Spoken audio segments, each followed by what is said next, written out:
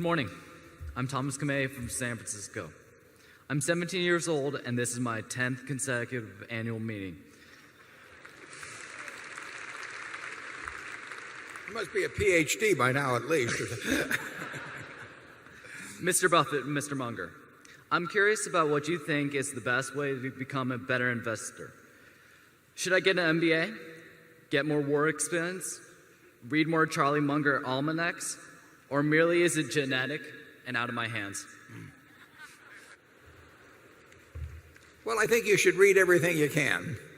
I can tell you in my own case, I think by the time I was, I know by the time I was 10, I'd read every book in the Alma Public Library that had anything to do with investing, and many of them I'd read twice. So I don't think there's anything like reading, and not just as limited to investing at all, but you just got to fill up your mind with various competing thoughts and sort them out as to what really makes sense over time. And then once you've done a lot of that, I think you have to jump in the water, because investing on paper and doing, and investing with real money, is like the difference between reading a romance novel and doing something else. So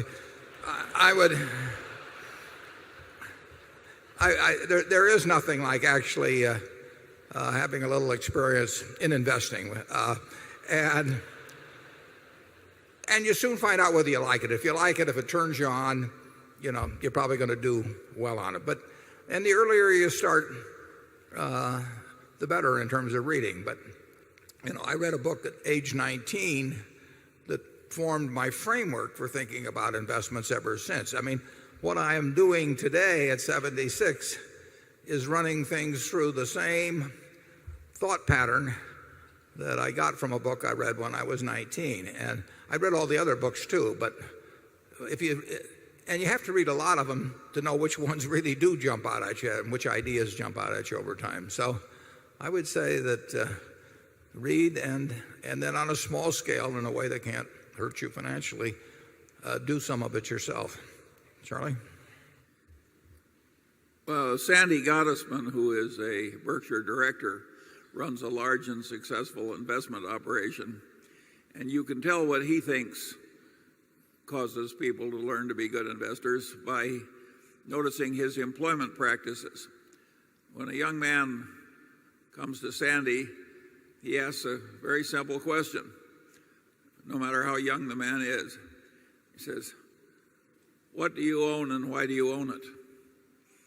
And if you haven't been interested enough in the subject to have that involvement already, why, he'd rather you go somewhere else. Yeah.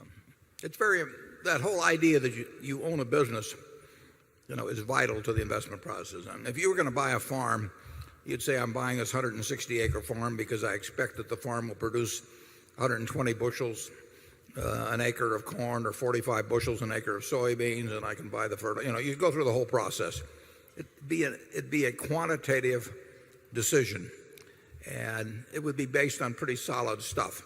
It would not be based on what you saw on television that day. It would not be based on what your neighbor said to you or anything of the sort. It's the same thing with stocks. I used to always recommend to my students that they take a yellow pad like this, and if they're buying 100 shares of General Motors at 30, and General Motors has whatever it has out, 600 million shares or a little less, that they say, I'm going to buy the General Motors company for $18 billion, and here's why. And if they can't write a good essay on that subject, they've got no business buying 100 shares or 10 shares or 1 share at $30 per share, because they are not subjecting it to business tests. And to get in the habit of thinking that way, Sandy would have followed it up with the questions based on how you answered the first two questions that made you defend exactly why you thought that business was cheap at the price at which you were buying it. And any other answer, you'd flunk.